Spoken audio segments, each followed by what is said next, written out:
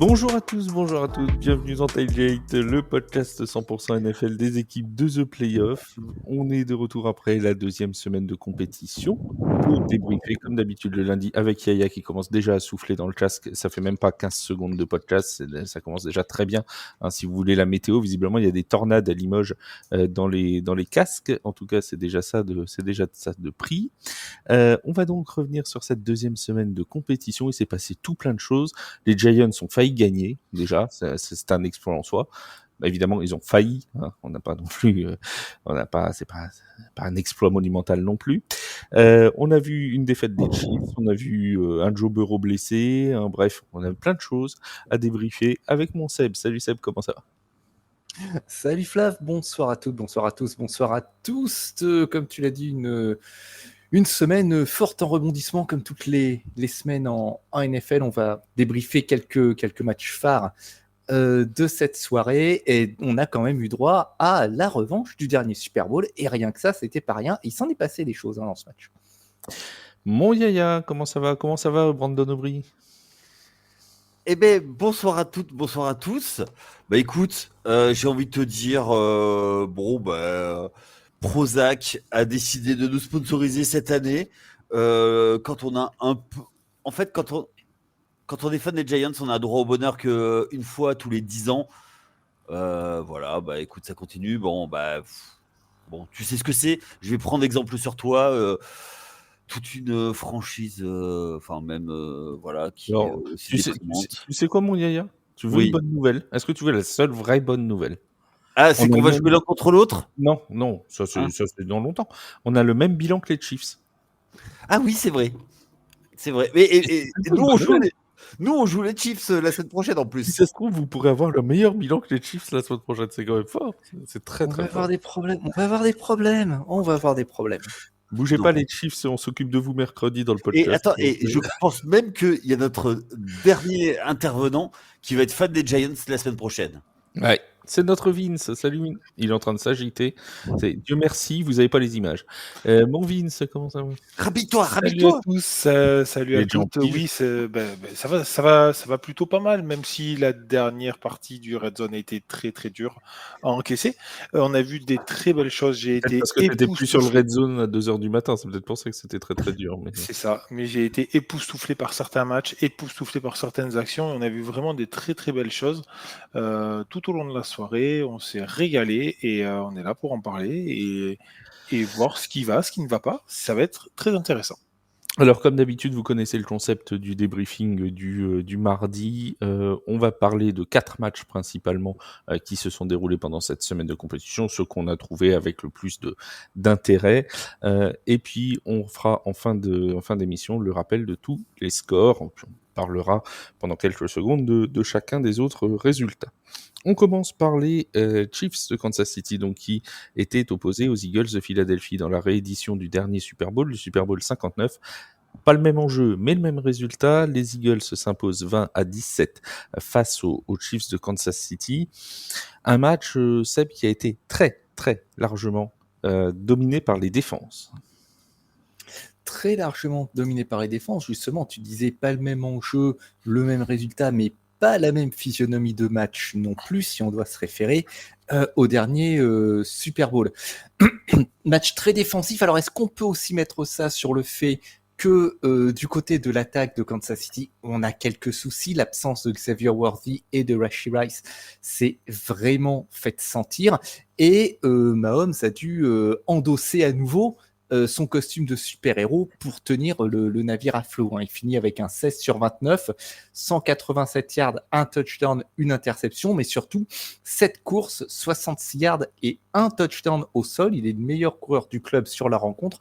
D'ailleurs, il y a une séquence, je crois que c'est dans le premier quart-temps, où il fait un premier scramble, puis ensuite deuxièmement, le jeu d'après, une course, cette fois improvisée, pour aller marquer. Il s'est vraiment comporté C'est deuxième en quart, je patron. crois. Si je dis pas de bêtises. C'est deuxième quart, autant pour moi. Oui, il me semble. Il s'est vraiment comporté en patron sur ce match, mais ça a été trop juste. Pourquoi ? Parce qu'il manque d'aide et de solutions offensives. Il a été très très bon sur les passes courtes. Une fois de plus, il a pris le match à son compte quand c'était nécessaire. Il a été un petit peu lâché par son jeu au sol qui enregistre au total 121 yards et je rappelle qu'il est responsable de 66 de ces 121 yards. Donc le QB est quand même responsable de 50% du rendement au sol du club sur ce match. C'est un petit peu inquiétant. Et puis il y a eu quelques petits problèmes de connexion avec Tyquan Thornton. Il y a notamment 2 passes qui auraient pu amener un touchdown qui n'ont pas été bien dosées. Ils ont fini par se trouver au cours de la rencontre. Et puis, il y a eu ce tournant du ballon lâché par Travis Kelce et qui est intercepté par Andrew Mukaba, qui est un des autres pour Philadelphie. C'est peut-être, Vince, toi, je vais te faire parler des tight ends et de Travis Kelce, puisque tu es fan des tight ends. Seb le disait, sans doute le tournant de la rencontre. On va rappeler pour ceux qui n'ont pas regardé le match rapidement la physionomie. À ce moment-là, les Chiefs se sont menés 13-10 par les Eagles. Ils arrivent en red zone. Il y a une tentative de passe de Patrick Mahomes pour Travis Kelce juste devant la end zone. Le ballon est cafouillé par Travis Kelce et retombe donc dans les mains du défenseur des Eagles. D'ailleurs, au passage, ça partait pour un pick six et il y a un très très beau retour. Je crois que c'est de Simmons qui revient du tackle gauche, qui revient de l'autre bout du terrain pour aller envoyer le joueur en touche. Un garde qui fait une course comme ça, c'est incroyable. C'est absolument incroyable. Bref, il n'en reste pas moins que Travis Kelce cafouille ce ballon, l'envoie dans les mains du défenseur des Eagles. C'est quand même assez fort en symbole que ce soit Travis Kelce qui rate ce ballon. Oui, c'est fort parce que il a les yeux rivés sur lui, tout le monde a les yeux rivés sur lui, tout le monde a les yeux rivés sur ce duo, et puis on sait que Travis Kelce avait des mains relativement sûres. Le problème, c'est que ça arrive sur une passe qui est relativement courte, c'est pas une passe très très longue, et puis c'est une passe qu'il a complétée des dizaines et des dizaines et des dizaines de fois. Il a une vraie séparation avec son vis-à-vis direct Voilà. en plus. C'est-à-dire qu'il normalement, il l'a dans les mains. Il n'est pas impacté lorsqu'il touche le ballon, il n'est pas touché, il n'est pas impacté, il n'y a pas de défenseur qui est proche de lui. La balle rebondit sur lui, ça arrive. Alors, ça l'aidera pas à passer ce cap de la déception d'avoir perdu ce ballon et de l'avoir rendu à la défense, mais on a vu énormément de jeux de balles typés et récupérés par l'autre équipe hier soir. Ça a été un des fils rouges de la soirée, mais c'est vrai que celui-là a été au moment là, en plus du rappel que tu as fait sur le score où les Eagles étaient devant donc 13-10, en plus de ça, les Eagles ont vraiment dominé tout le match, tout le long, tout le début du match. En tout cas, ils ont vraiment été devant. En fait, ils n'ont jamais été derrière dans ce match-là. Et c'était la première fois où ils auraient pu passer devant ces Chiefs. Malheureusement pour lui... Les Chiefs sont menés 10-7. Hein. Ah oui, pardon, excuse-moi, juste avant la mi-temps. Mais bon, voilà, en tout cas, tout ça pour dire que dans le momentum, ça a cassé quelque chose, clairement. Et puis, derrière, on a vu Mahomes, comme l'a dit Seb, chercher des passes un peu complexes, j'ai trouvé, pour certains de ses receveurs, alors que moi, j'ai une action en tête, je crois que c'est dans le 3e quart, où il envoie une passe, mais au moins 10-15 yards surdosée, alors que le receveur est tout seul, vraiment tout seul. Je trouve que c'est un peu dommage tout ça, comment ça s'est passé pour les Chiefs. Après, c'était un match, le match de la soirée, clairement, le remake du Super Bowl, il y avait énormément de pression. C'était un gros test pour les deux, et je trouve que là où les deux équipes s'en sont très bien sorties, c'est ce qu'on a dit, c'est-à-dire qu'en défense, ça tient, et ça, c'est une belle réussite pour les deux équipes. On a parlé, Yaya, de cette action de Travis Kelce qui renvoie le ballon dans les mains du défenseur, mais au-delà du fait que c'était une action qui aurait pu donner l'avantage à Kansas City, c'est aussi une action qui, derrière, donc il y a la remontée de ballon par le défenseur des Eagles, et quelques jeux plus tard, sur la continuité de l'action, sur le drive suivant, les Eagles vont marquer et prennent 10 points d'avance. C'est un vrai game changer, on peut dire. Est-ce que tu dirais que les Eagles ont été tout simplement les plus opportunistes dans ce match-là ? Ils ont su saisir l'opportunité quand elle s'est présentée. Oui, et surtout, je pense qu'ils ont fermé la boutique, c'est-à-dire que dans le sens où ils avaient peut-être pas beaucoup plus à donner sur ce match-là, et ils sont comportés en vrais patrons. Dans le sens où, on va essayer de garder la balle le plus longtemps possible en attaque, pas faire de bêtises, aller jusqu'au bout du chrono et en défense, les limiter, sachant que il y avait quand même, on l'a vu, une bonne domination parce que finalement, dans les airs, Patoche fait pas tant de yards que ça, il en fait un peu plus de 180. Ça, au sol, ça tenait. Donc voilà, beaucoup d'intelligence, j'ai envie de te dire, dans la gestion du match. Et quand tu es à l'extérieur, t'es pas obligé d'en faire des caisses et des caisses, surtout quand tu sais que l'équipe adverse, effectivement, comme tu l'as dit, est très compliquée. Donc c'est deux équipes qui savent très très bien gérer ça. Moi, je pense que dans le résultat, c'est aussi une chose, c'est une passation de pouvoir qui avait eu lieu pendant le Super Bowl. Là, c'est la confirmation. Ne va pas spoiler notre podcast de mercredi. Non, mais je parle de. Je sens que tu as envie de spoiler notre podcast de Mais mercredi. absolument pas. Mais alors là, non, c'est toi qui essayes de faire du teasing. Tout à fait. Oui. Mais tisons. Oui. Tisons. Non, on parle pas des Bills. Non. En tout cas, parce qu'il y a quelque chose qu'on signale pas aussi, c'est que Harrison Butker a raté un field goal. Mine de rien, ce field goal raté en première période aurait pu permettre aux Chiefs d'être à 20 partout aussi. Donc c'est parfois sur des détails, parce que quand on prend les statistiques du match, en first down, tu en as 17 pour Kansas City, 16 pour les Eagles. Si tu prends les yards totaux, c'est 294 pour les Chiefs, 216 pour les Eagles. À la course, 121 à 122. Bref, tu peux prendre beaucoup de catégories statistiques, c'est très très proche entre les deux équipes. Ça se joue vraiment à pas grand-chose. Et sur les pénalités, avant que tout le monde s'énerve, il y a 6 pénalités contre les Eagles pour 48 yards perdus et 6 contre les Chiefs pour 45 yards perdus. Parce que on a eu beaucoup de commentaires disant, vous voyez, quand les Chiefs sont plus protégés par l'arbitrage, tout de suite, ça va nettement moins bien. Honnêtement, je pense que dans ce match-là, il y a eu des erreurs d'arbitrage en plus des deux côtés. Très clairement, il y a eu des petites choses comme ça qui étaient un peu discutables, notamment on a vu sur le touche-touche un léger départ en avant de la ligne offensive des Eagles où à peu près tous les joueurs sont fautifs. Ouais. Mais bon, le touche-push, c'est tellement difficile à arrêter, à analyser et à arbitrer que voilà. C'était surtout sur les interférences de passe aussi.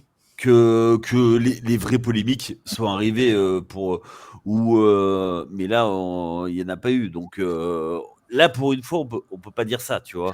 Non. L'année dernière on parlait surtout des holdings qui n'étaient pas sifflés de la ligne offensive. On parlait également des interférences de passe où le receveur était à 50 km de la réception, enfin du ballon. Voilà, c'est plus par rapport à ça qu'on se moquait l'an passé. Là, maintenant, sur le match, oui, effectivement, c'est pas possible. On parle maintenant, donc les Chiefs, ceux qui sont battus. C'est la première fois que les Chiefs, depuis 2014, je crois, commencent à 0 victoire, 2 défaites. C'est la première fois de l'histoire de la carrière de Patrick Mahomes qu'il a 3 défaites de suite en NFL. Et il n'avait plus commencé une saison à 0-2 depuis sa 2e année de lycée. Voilà. Ça n'était plus arrivé depuis ce moment-là. Donc autant dire que ça remonte un peu. Ça remonte un peu. On va passer, tiens, tu parlais de la défaite de la semaine prochaine. La semaine prochaine, il y a un alléchant Chiefs-Giants, et un bonheur n'arrivant jamais seul. En plus, c'est en prime time. Je vous dis que ça. Je crois que c'est le Sunday Night, ou je sais plus si c'est le Sunday Night ou le Monday Night Football. Bref, dans tout cas, c'est en prime time, c'est sûr. Les Giants de New York. Ah oui, parce qu'il faut bien en parler quand même. Quel match des Giants de New York face aux Dallas Cowboys. D'habitude, on s'ennuie avec les Giants, on voit 6 points dans le match, 9 à tout péter, et là, on arrive 37 points. Ils ont marqué 37 points. Mais les Giants, étant ce qu'ils sont, ils ont perdu quand même. Mon cher Yaya, est-ce que c'est quelque part rassurant d'avoir marqué 37 points, ou de te dire qu'en fait, il n'y a aucune échappatoire, parce que même quand vous n'êtes pas mauvais en attaque, de toute façon, vous perdez quand même? Alors, Je vous ai Là, écouté. il dit alors j'ai envie de lui casser la figure, mais tu ne peux pas le faire parce que tu es trop loin. Oui, tout à fait, mais de toute façon, on connaît ton côté fielleux. Moi, je pense que t'es même anglais au fond de toi. Et t'es un rugbyman anglais, t'as le physique d'un rugbyman anglais, d'un Tout à fait. pilier anglais. Mmh. Donc voilà, c'est pour ça. Non, alors Un je vous tel ai honneur écouté. gallois. Non, anglais, je t'ai dit, anglais, toi, voilà. T'es la perfide Albion à toi toute seule. Ce que je voulais dire, non, c'est que j'ai écouté la semaine dernière. Bertrand, le pauvre, que je salue au passage, était déprimé. Moi, je suis pas dans cet état d'esprit. Même après le premier match, bon, je me suis pas tiré à moi-même la sonnette d'alarme. Et là, sur le match, je vais pas m'enflammer non plus. Je pense qu'il faut savoir raison garder. Il y a eu un gros problème de pénalité sur tout le match.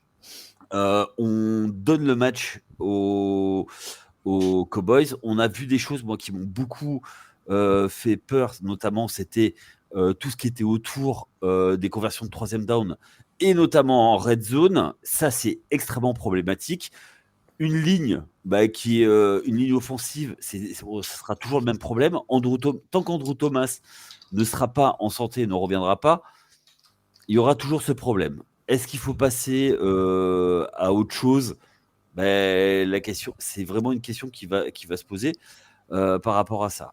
Après, le match tient du miracle parce que Russell Wilson fait un match à 450 yards, 3 touchdowns. J'ai envie de te dire, la défaite, elle aurait dû être dans le temps réglementaire. C'est sur une bombe envoyée à Malik Nabers en fin de match. Et en plus, ce bourricot de Malik Nabers célèbre trop tôt. Quand je dis bourricot, c'est affectif. Mais Les gens qui voilà. l'aiment bien les appellent bourricot. Ouais, qui les appellent touillon et ouais, Yaya, ils les appellent bourricot. Chacun son. Oui. Non, mais après ça, oui, c'était un match très agréable. Enfin, surtout le quatrième carton qui est devenu un feu d'artifice, c'est passé dans tous les sens. Et c'était plutôt agréable à regarder. Mais la saison va être longue, va être dure. Et sera peut-être pas aussi catastrophique qu'on ne le pensait. Enfin, qu'on le pensait quand je dis on, c'est toi, Flav. Oui, parce que je te rappelle qu'on a quelqu'un dans le podcast de NFCS, ton salut Bertrand, qui a metté les Giants à 7 victoires. Donc, Ouais, mais tu vois, on y arrive, mais bon. Ils en sont plus loin, ils en sont plus qu'à 7. Alors, on n'était pas loin d'en être plus qu'à 6, mais Puis la semaine prochaine, ils seront toujours à 7. Donc, bon, oui, alors connaissant tes talents de pronostiqueur à peu près identiques à ceux de Wake, bon, franchement, prof sur la fantasy, c'est déjà pas mal. Alors... D'ailleurs, je fais tout pour perdre et ce bourricot, enfin non, lui c'est pas un bourricot. Arthur, lui, il fait exprès de perdre. Ben oui. Juste quelques stats parce que tu as parlé de Malik Nabers. 9 réceptions, 167 yards, 2 touchdowns pour Malik Nabers. Wan'Dale Robinson aussi a 8 réceptions, 142 yards et 1 touchdown. Tu as parlé des 450 yards record en carrière de Russell Wilson.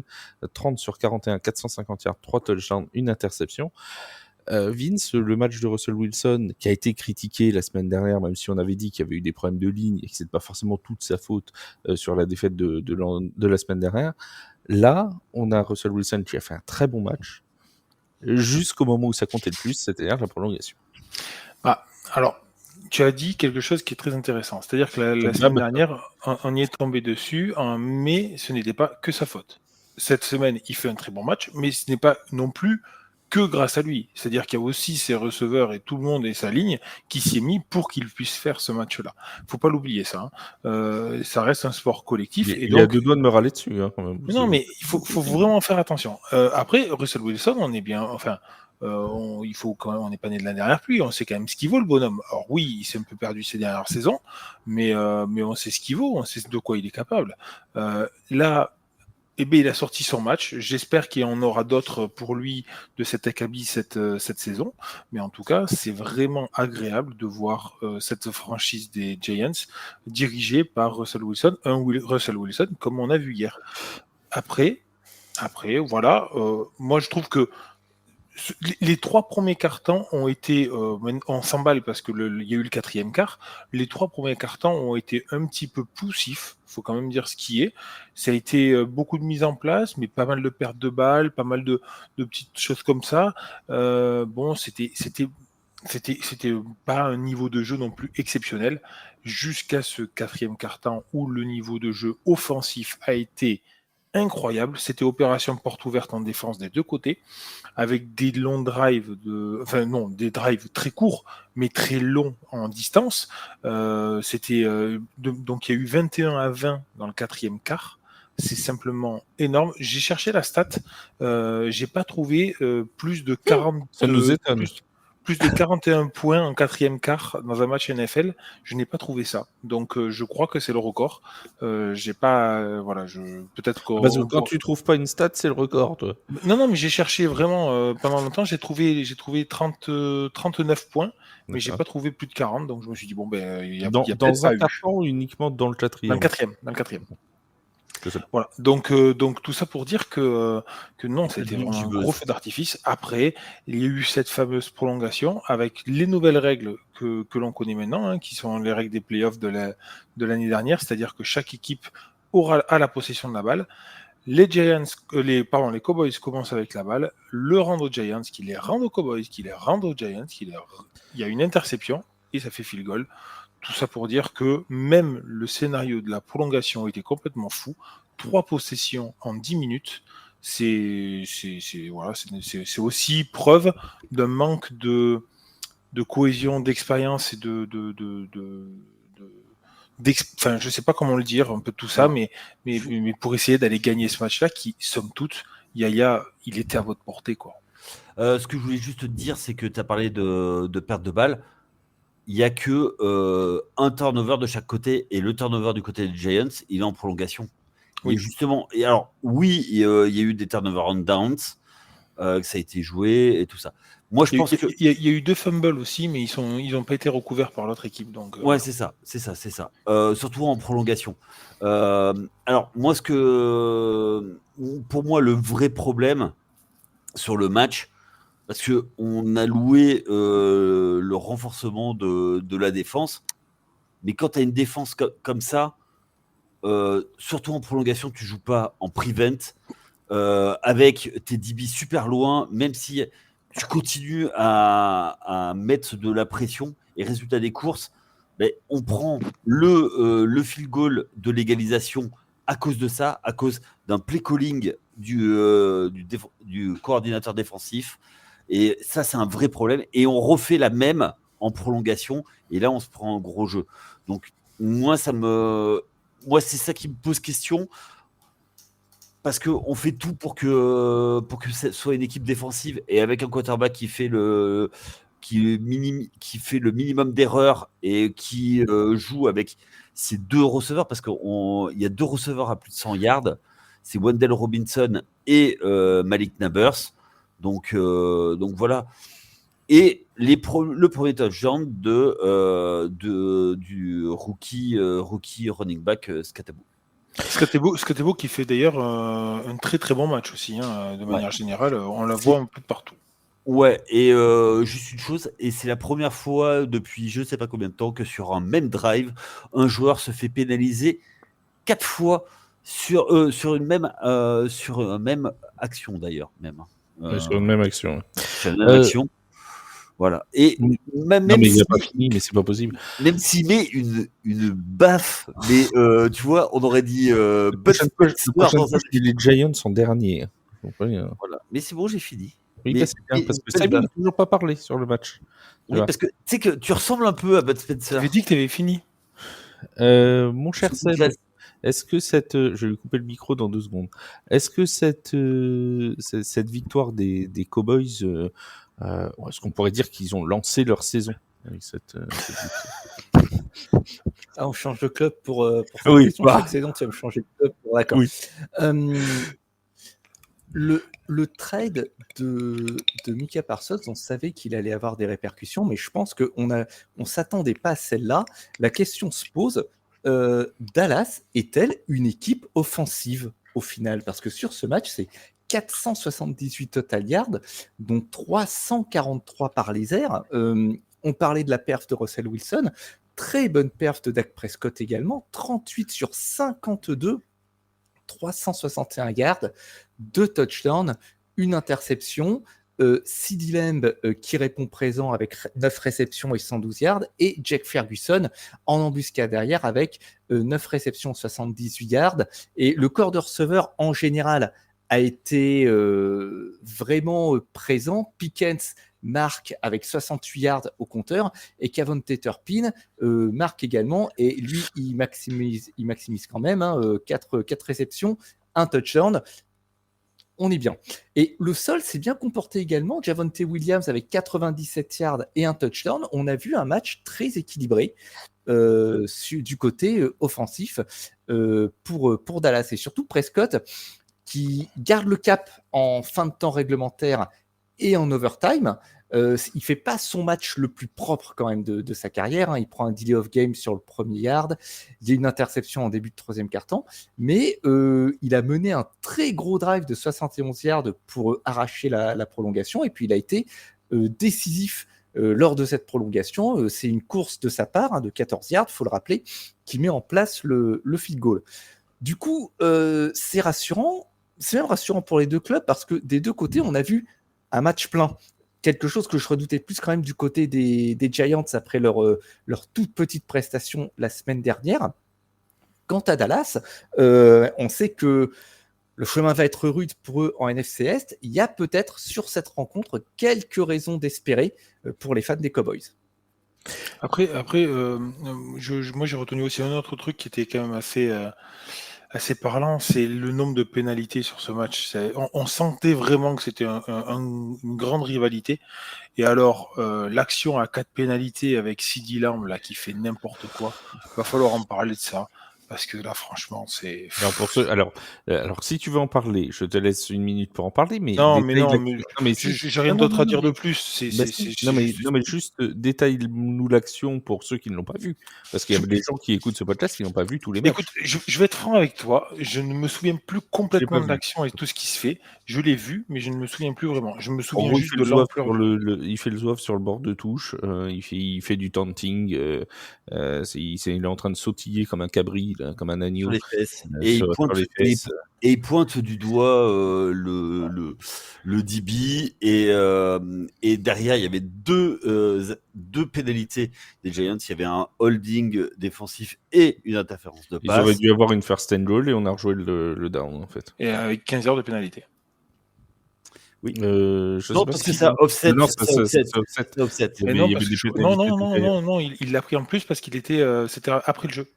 Là, je sais pas. Il y a eu 4 pénalités. Il y a eu une des Cowboys qui a offset avec les 2 des Giants et lui en plus après le jeu.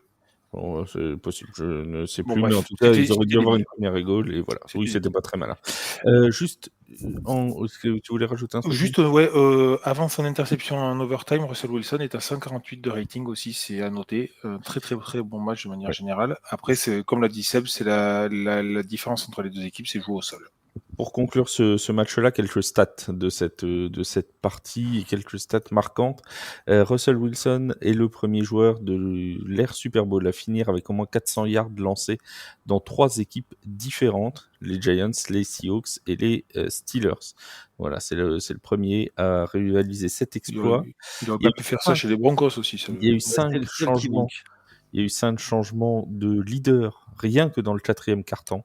Ça a 5 reprises, le changement, les leaders ont changé et les Giants avaient 87% de chances de victoire à 25 secondes de la fin du match. C'est la 14e victoire de Dak Prescott contre les Giants de New York, qui en font sa victime préférée, 14-2 pour Dak Prescott, et je crois que c'est la 9e de suite même de victoire pour Dak Prescott contre les Giants. 205, est-ce que vous savez ce que c'est que le 205 ? C'est une voiture des années 80. Non. 205, c'est le nombre de yards de coups de pied que Brandon Aubrey a fait dans ce match-là. Il a marqué, en fait, si tu cumules tous ses field goals, 205 yards au pied pour Brandon Aubrey, ce qui est quand même pas rien. 64 yards pour forcer l'overtime, 46 Et- yards déjà pour gagner. Et c'est plus de yards que Patrick Mahomes lançait sur Et le tout match. à l'heure, on a dit une bêtise. Vous savez quoi? On a dit une bêtise. Parce qu'on a dit que Russell Wilson avait fait son record en carrière à la passe. C'est pas vrai. On n'a pas battu son record. Il l'avait battu pendant un moment à 454 yards. Il l'avait battu, mais il a fait une passe avec perte de 4 yards pendant la prolongation avant son interception. Il retombe donc à 450. Son record est à 453. Donc il n'a pas battu son record, même s'il l'avait pendant un moment de la rencontre. Voilà, c'est le petit moment, le petit truc un petit peu. Tellement Giant, en fait. Oui, So Giants. Quoi. Je crois qu'on peut conclure là-dessus. En parlant de trucs tellement fidèles à l'équipe dont on va parler, parlons blessures, parlons Bengals. Les Cincinnati Bengals qui étaient donc qui affrontaient les Jaguars de Jacksonville. Les Bengals ont gagné. Les Bengals ont plus que jamais lancé leur saison. Ils sont à 2 victoires, 0 défaites, donc tout va bien pour eux. Oui, mais voilà, mon cher, il y a un problème. Il y a un os. Ils sont tombés sur un os, et plutôt sur un os qui s'est disloqué pour Joe Burrow. Et un problème de doigt de pied pour Joe Burrow qui va le tenir éloigné des terrains pendant 3 mois. Minimum. Et ben du coup, c'est la tuile, j'ai envie de te dire. C'est le côté. Enfin, moi sur ce match, je comprends pas comment Jacksonville a laissé passer le match parce que. Je sais pas non plus comment ils perdent. Hein. Non mais ils ont. En fait, Ça peut être un sujet de bac. Hein. Personne n'aura la réponse. et c'est. Je pense que c'est la personne chez qui tu dois te faire inviter parce que je pense que tu peux prendre la dernière bière dans le frigo, tu peux. Non, mais les gars, au bout d'un moment, il faut arrêter. Ils ont tout fait, les Bengals. Joe Burrow qui est blessé. Trois interceptions de Browning. Et ils arrivent quand même à perdre. Ils se retrouvent, les Jaguars se retrouvent en menant au score, en red zone, à quoi 2-3 minutes de la fin, et ils se font intercepter. Alors que bon, tu vois, Sérieux. alors que tu as un kicker qui est capable de mettre des points à 60 yards, tu vois. Mais Non, mais c'est ça. C'est ça, en fait. Ils dominent partout. Ils gagnent de. Enfin, ils font 400 yards au total. En face, il y en a que 350. La bataille des turnovers, ils sont au-dessus. Et ils arrivent à perdre quand même, quoi. Au bout d'un moment, on veut bien. Enfin, moi, je veux bien les aimer, les Jags. J'ai pas de problème, même si c'est une équipe qui sert pas à grand chose. Coucou, Corée. Mais Et puis il y a des, au bout d'un moment, ils faut ont nous des ouragans aussi. C'est ça, le ouais. problème. Ouais, Les tornades, c'est la Floride. bah oui, mais oui. Donc au bout d'un moment, bah voilà quoi. Je sais plus quoi dire sur les Jags. Et les Bengals, bah, moi ça m'inquiète parce que sans leur leader Maximo, qu'est-ce qu'ils vont faire? Parce que ils ont beau avoir Jamar Chase, T. Higgins, même Trevor Hendrickson. Voilà, on s'était inquiété après le premier match. Là, ils gagnent encore. Bon, ils sont à 2-0. Il n'y a pas péril en la demeure. C'est peut-être la seule bonne nouvelle, c'est que c'est les seuls de la division à 2-0 à ce moment-là. Tu vois, pour une fois, déjà, ils partent pas sans Joe Burrow, mais avec un retard au classement, tu vois. Pour l'instant, ils sont bien au classement, c'est déjà pas mal. Ouais. C'est une maigre consolation, je te l'accorde, mais c'est déjà pas mal. Oui, mais c'est le futur. Parce que, ok, mais sans Joe Burrow, tu veux faire comment, en fait? Et puis la semaine prochaine, il va y avoir un duel déclopé, hein, parce que c'est Cincinnati-Minnesota, je crois. Et donc, il n'y aura ni JJ McCarthy, ni Joe Burrow. Ça va être sympa. Alors, le Jake Browning contre. Je me demande si c'est pas celui-là le Sunday Night. Je pense que ça va être reprogrammé peut-être, mais du coup. Je pense qu'ils vont se barrer de là, les gens. Justin Jefferson contre Jamar Chase, mais bon, qui va leur lancer les pizzas? On sait pas, mais moi, enfin. Bah si, on sait, mais ça va pas être terrible, quoi. Ouais, Browning. Enfin, après, visiblement, il commence à passer des coups de fil pour essayer de trouver un quarterback. Ah oui. C'est un match à 19h, hein, Vince. Hein. Oui, je viens de regarder aussi. Desmond Reader est appelé, c'est vous dire l'ampleur Tim Boyle. Moi, j'y crois.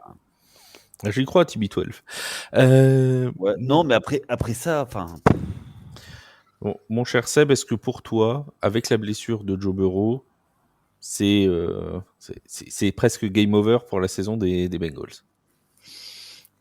Il a quand même fait 4-3 Browning quand il avait 4-3 en record il y a 2 ans quand il avait remplacé Joe Burrow. Et puis ils avaient fini en positif. Il avait joué 7 matchs et fini en positif. Alors, évidemment, sur le papier, on va pas dire que on est d'un grand optimisme, pardon.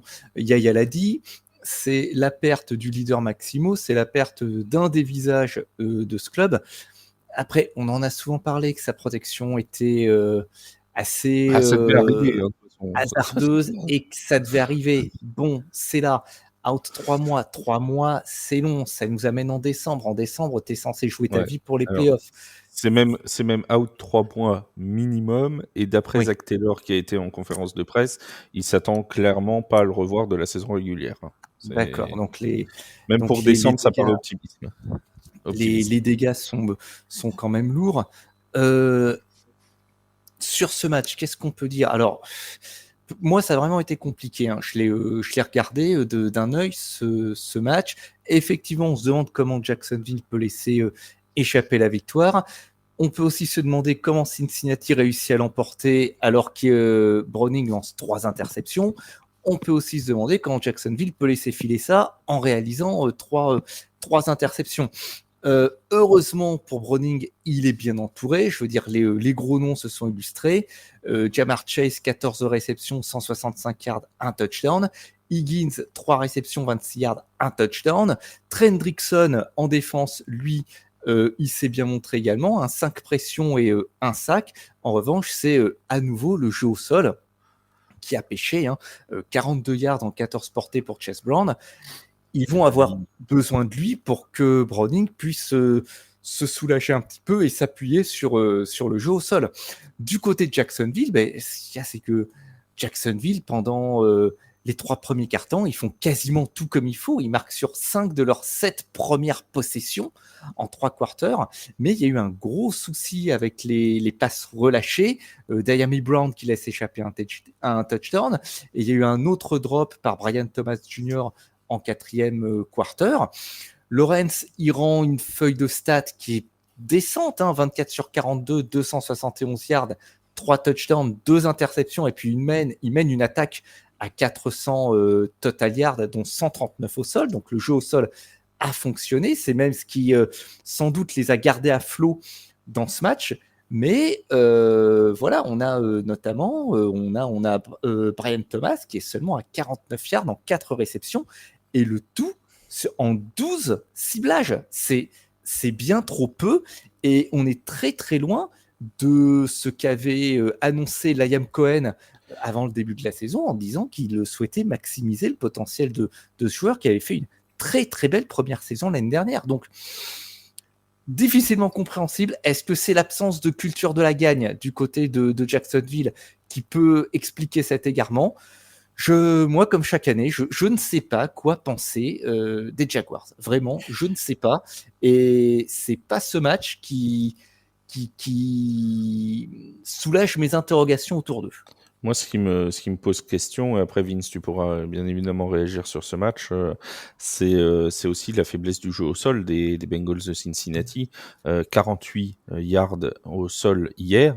Alors, d'accord, ils ont été menés une très grande partie du match, donc il a fallu parfois tenter des jeux rapides pour essayer de revenir d'un parti, mais quand tu vas avoir un quarterback qui n'est pas Joe Burrow, un quarterback on salue d'ailleurs Mathieu qui pleure depuis hier la perte de Joe Burrow. Il est encore en PLS et en position fétale. Bien, je sais que bon, ça va pas quoi. Mais voilà, il y a ce problème de quand tu as un quarterback remplaçant, t'aimes bien pouvoir te reposer sur un jeu au sol efficace. Là, tu sais que la ligne, elle est pas super performante, que le jeu au sol pourra jamais être très bon, qu'ils ont pas un running back 1 sans vouloir manquer de respect à Chase Brown, qui est capable de faire 3 matchs à 150 yards de suite. Donc, franchement, ça pose vraiment question parce qu'ils ont tout misé sur l'attaque quasiment cette année, les Bengals, pour pouvoir retrouver les playoffs et les Super Bowl. Mais si tu perds déjà ton leader d'attaque, ça risque de pêcher un peu dans mon Vince.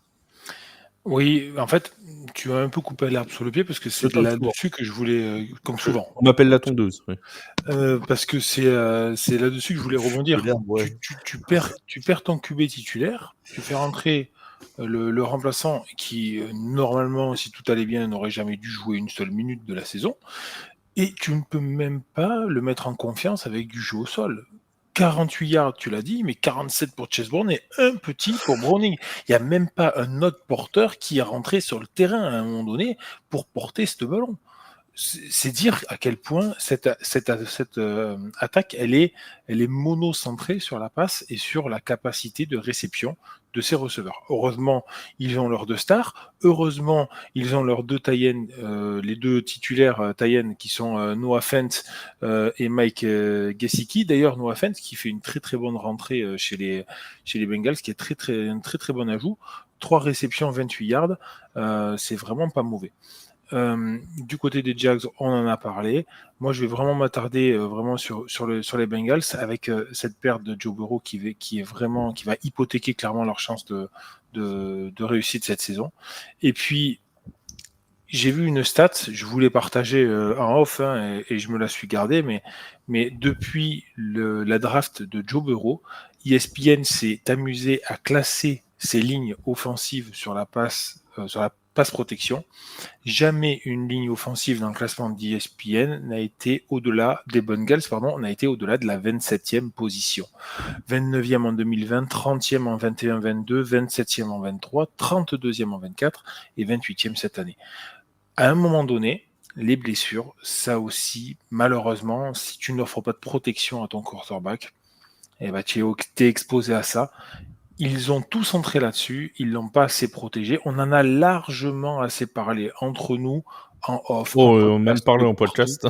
On en a parlé tout le temps, tout au long de l'intersaison, en parlant de ça. On l'a dit, on l'a répété. Bon, malheureusement, ça arrive. Et puis, mais vraiment malheureusement, parce que même pour la Ligue, perdre Joe Burrow, il faut pas oublier que quand même, il était un des favoris pour être MVP à la fin de la saison. Donc c'est une grosse perte pour la Ligue. Ne sera pas, c'est sûr.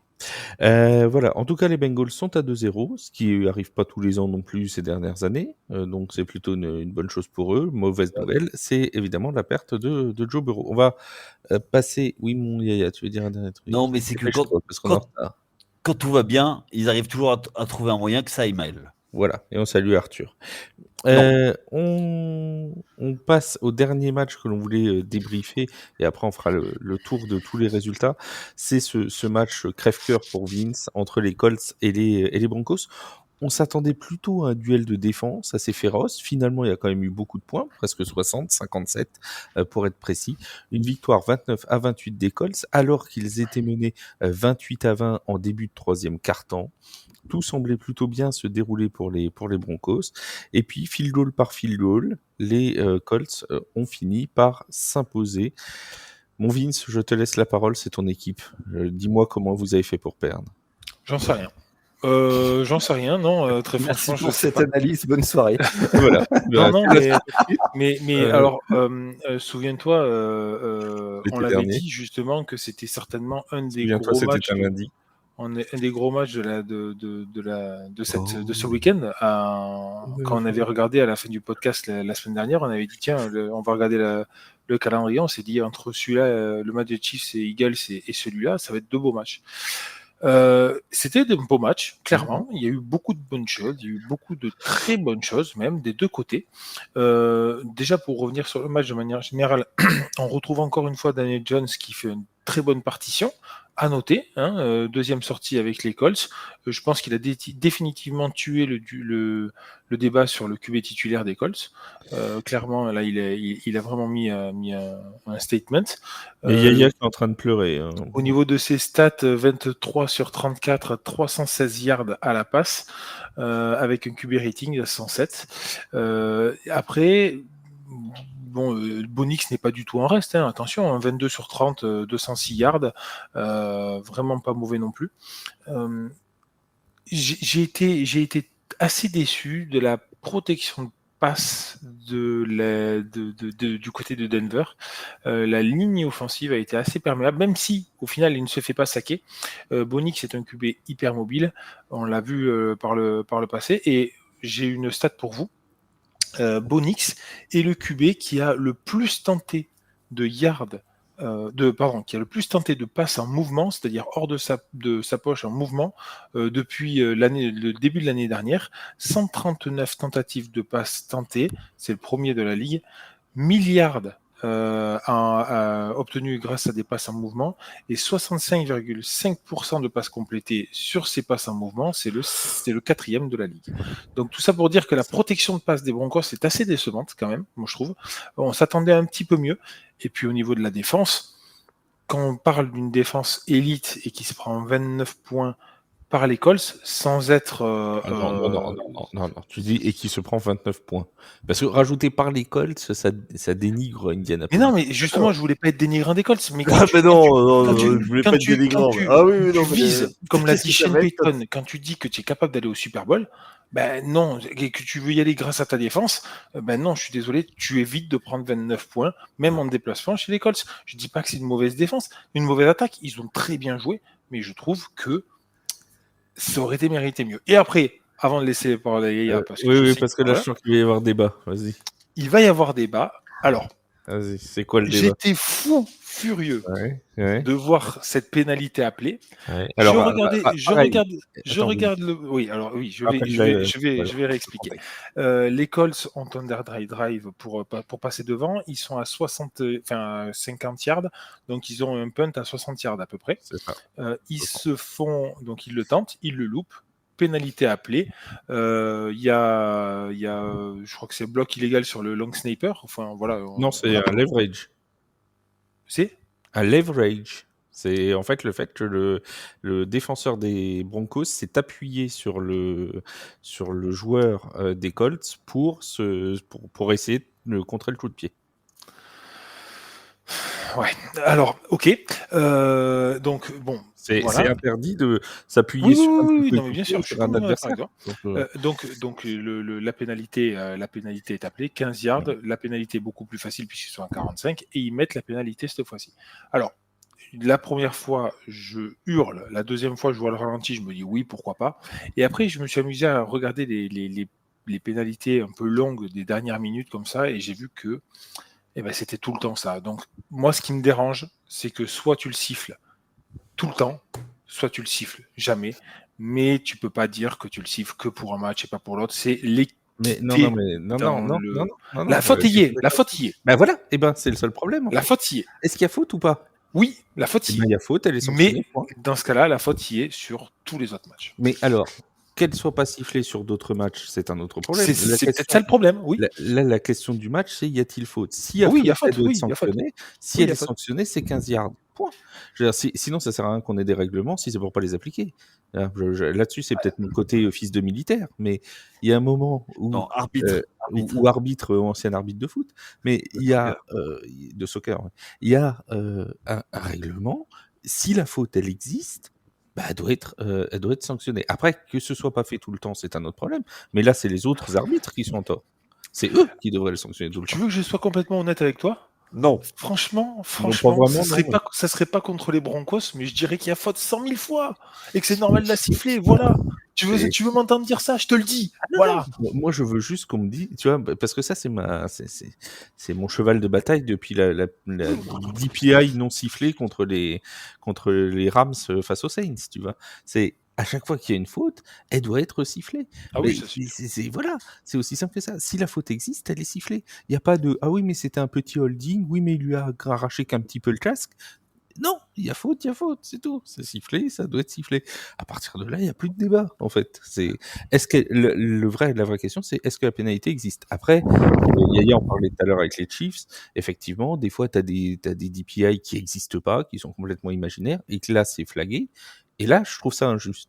Mais quand la faute existe, elle devrait être flaguée tout le temps. Après, on se met d'accord, le leverage, c'est extrêmement rare. On le voit, je n'ai pas les stats de pénalité, mais vous entendez pas souvent des arbitres appeler cette pénalité-là. C'est très, très, très, très rare. Voilà. Alors, je précise d'ailleurs que Mathieu va faire une vidéo sur ce punt-là, normalement, dans les toutes prochaines heures. Donc, regardez sur la page Instagram de Mathieu, il va y avoir une vidéo.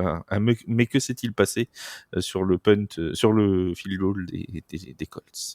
Après, c'est une défaite qui fait un petit peu mal pour les Broncos. On est en tout début de saison, mais quand on regarde le calendrier qui arrive derrière et tout ça, moi, quand je me suis amusé à calculer le nombre de victoires qu'ils pouvaient avoir, celle-là, je l'avais Évidemment, compté. ouais. Je l'avais compté, franchement. Donc, Il y en a qu'on dépasse tant chelou.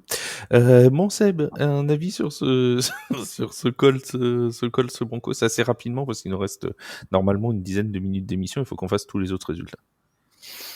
Très rapidement, je pense qu'il est temps de prendre Indianapolis au sérieux. 473 total yards, 306 à la passe. Surtout dans leur livre, hein, parce que Daniel Jones, 23 sur 34, 316 yards d'un touchdown. En effet, comme l'a dit Vince, je pense que le débat du quarterback titulaire à Indianapolis, c'est terminé. Je pense aussi que Jones, il efface très largement là, en 2 matchs l'image qu'il pouvait avoir dans la ligue. Très très belle performance de Jonathan Taylor également au sol, 25 courses, 165 yards. C'est son 25e match à 100 yards en tant que Colt. Il devient 2e de la catégorie. Il rejoint Eric Dickerson. Voilà, mort me faisait défaut. Le tight end Tyler Warren a posé beaucoup de problèmes à la défense des Broncos. Il leur a fait très très mal. 4 réceptions, 79 yards. Lui, ça va être le gars sûr de Daniel Jones cette saison. Le Brock Bowers des Colts. Ouais, voilà, Non, ça mais il permet d'ouvrir le jeu. Des Colts. Hein. C'est sûr que c'est pas Evan Ingram. Hein. Du côté de la défense des Broncos, c'est là où ça fait mal. 236 yards encaissés par les airs. C'est 103 de plus que Tennessee la semaine dernière. Ils ont encaissé 3 jeux de 40 yards ou plus en première mi-temps.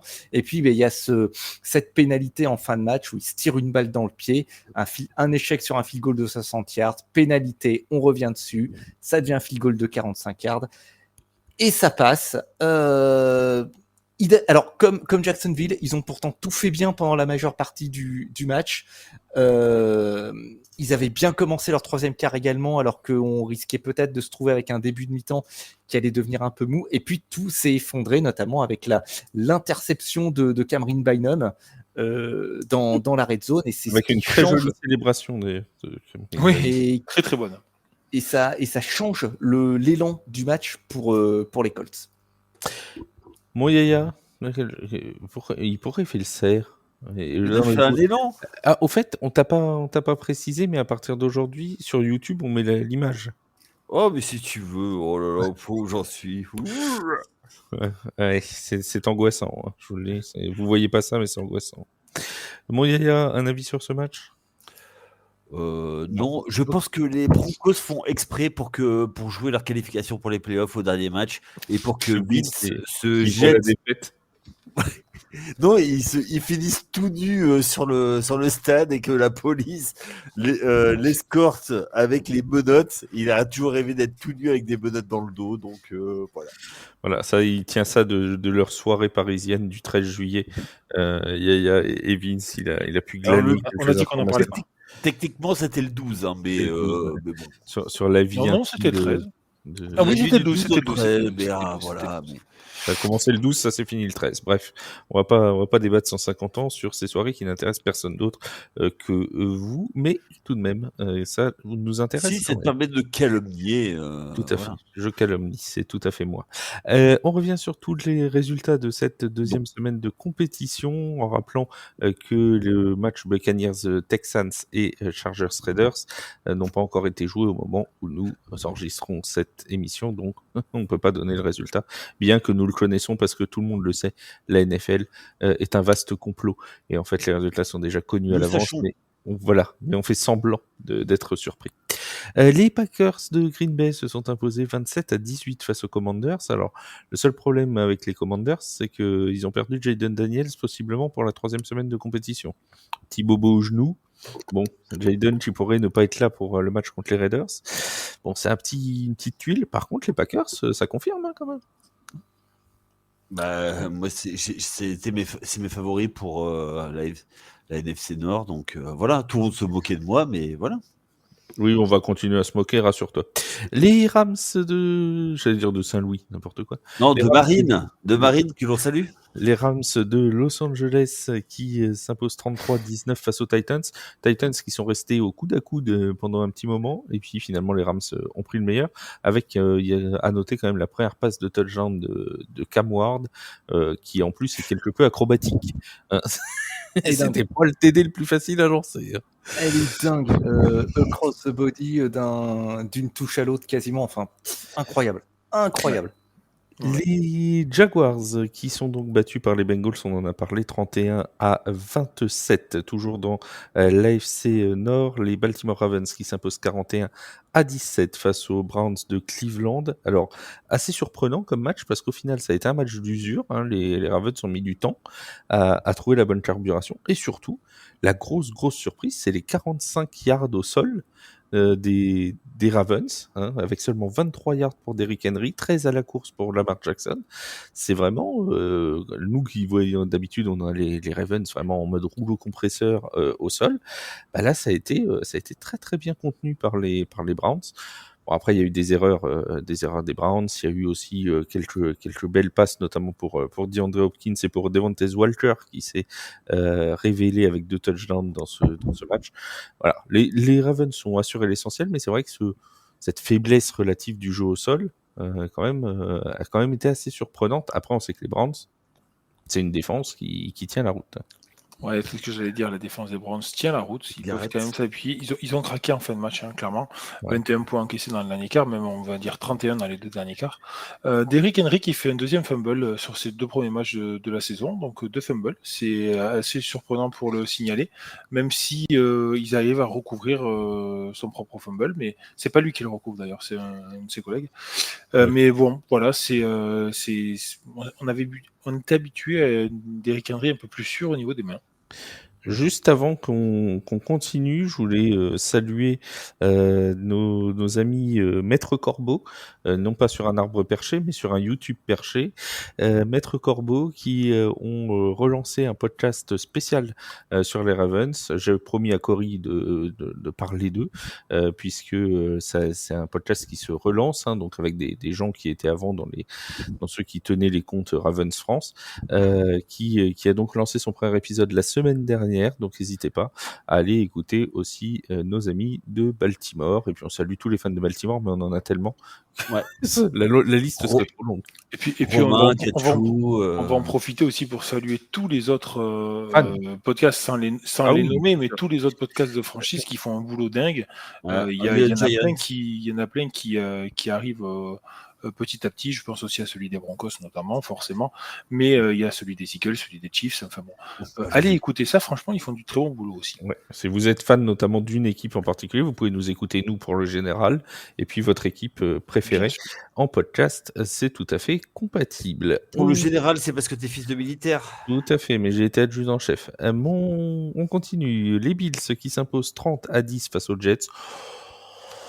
Bon, les Bills se sont à 2-0, les Jets se sont à 0-2, bref, on s'y attendait, quoi. Pas de grande surprise. Normal. Comme une belle performance de James Cook à signaler dans ce match-là, et notamment une belle performance en général du jeu au sol des Bills. Un match... Oui. Ouais, c'est peut-être moi qui vais te couper l'arbre sous le pied, mais à noter donc la commotion cérébrale de Justin Field et Tyrod Taylor qui rentre et qui fait un très bon match en remplacement. 7 sur 11 à la passe. Non, il fait vraiment un très très bon match quand il rentre.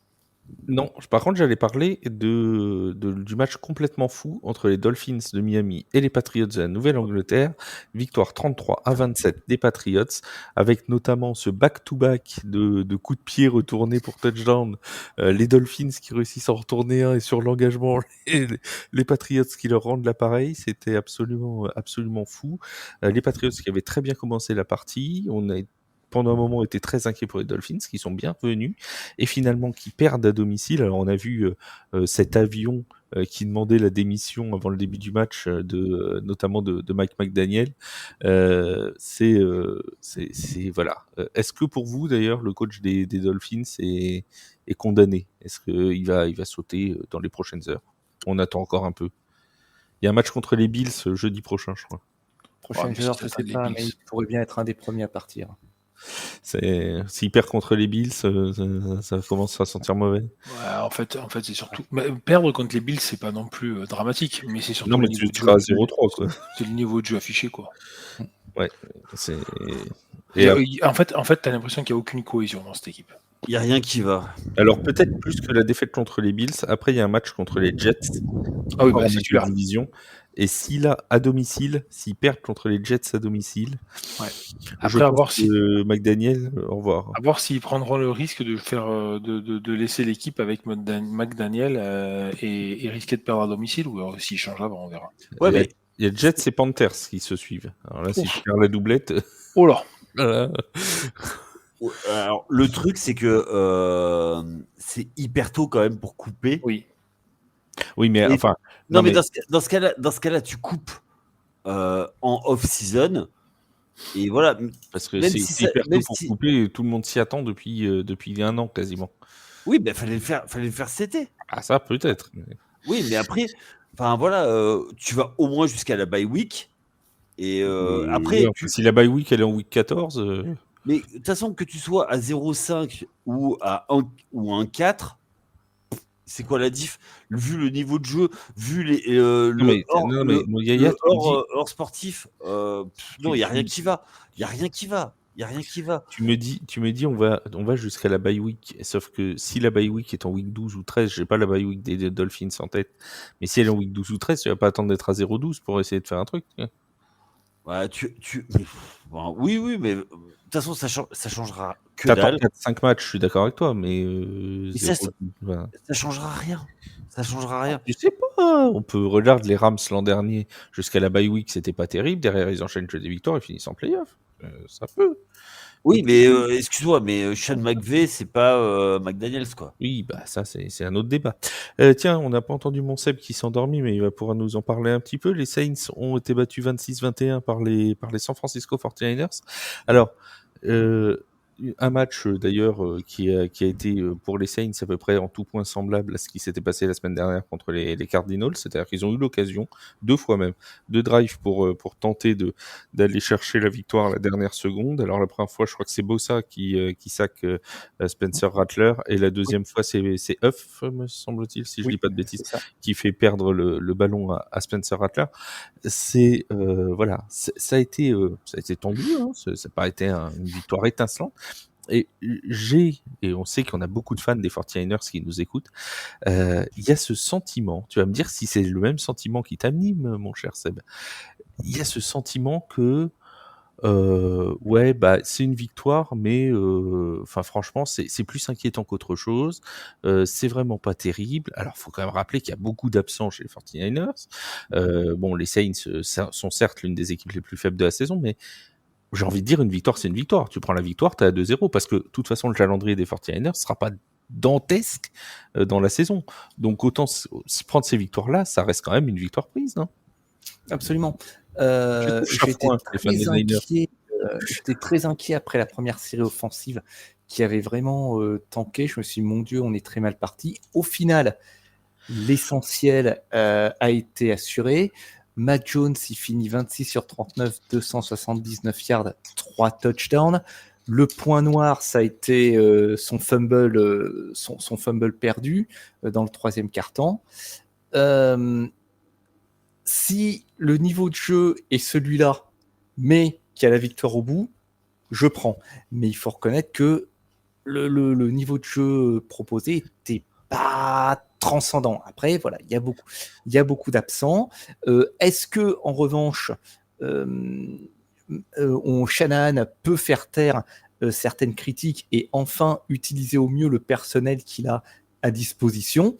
C'est peut-être l'occasion pour lui de montrer que ses habilités de coaching sont au-delà de ce que l'on imagine. On va voir quelle physionomie ça prend.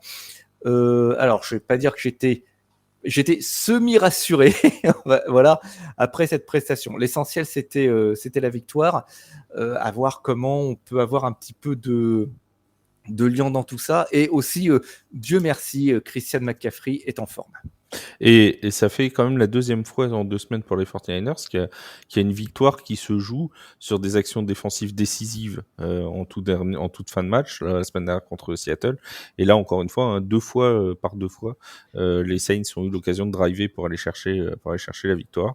Voilà, s'il y a un point peut-être un point positif dans ce début de saison des 49ers, c'est sans doute aussi cet aspect défensif dans les moments qui comptent.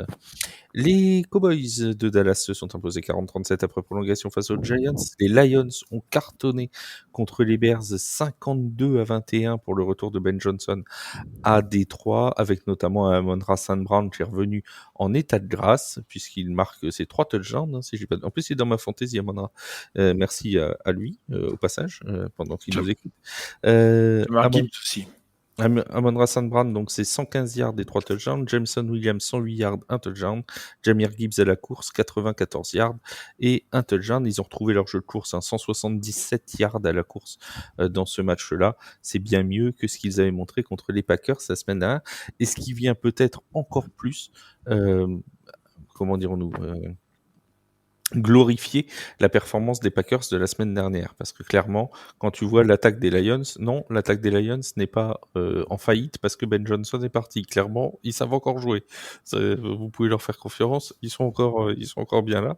Et ça prouve que les Packers ont fait une vraiment très grosse prestation en week 1. Les Steelers de Pittsburgh ont perdu face aux Seahawks 31-17 avec notamment cette action, je ne sais pas si vous l'avez vu, avec ce kick-off effleuré qui finit pour un touchdown des Seahawks. C'est absolument fantastique. Le joueur des Steelers qui se désintéresse complètement du ballon. Alors qu'il le touche. Alors qu'il le touche et qu'il laisse les Seahawks aller tranquillement recouvrir dans la end zone. Voilà. C'est la première fois que je vois ça en NFL. Incroyable. Ouais. Fantastique. Les Colts ont donc battu les Broncos 29-28. Il y a quelque chose qu'on n'a pas dit sur les Colts. Le saviez-vous ?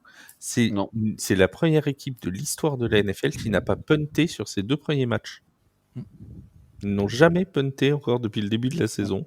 C'est la première fois qu'en 2 matchs d'ouverture de saison, il n'y a pas de punt chez les Colts. Ce qui est quand même moi, j'ai une question du coup. Est-ce que le punter est quand même payé ? Alors oui, mais il est marqué inactif sur la feuille de match. C'est assez rare. Non, parce qu'en général, c'est le holder du coup. Le holder sur les kicks. Oui. D'ailleurs, je sais, en parlant de punter, il y avait Thomas Morstead qui revenait hier chez les Saints de la Nouvelle-Orléans avec les 49ers. Ça nous fait toujours plaisir de le voir, Thomas, parce qu'on l'aime beaucoup. Les Cardinals qui s'imposent 27-22. Alors, les Cardinals, ils font le plein contre les équipes de la NFC Sud. Ils profitent de jouer contre la NFC Sud pour se faire un bon bilan. Ils se disent c'est une bonne tactique.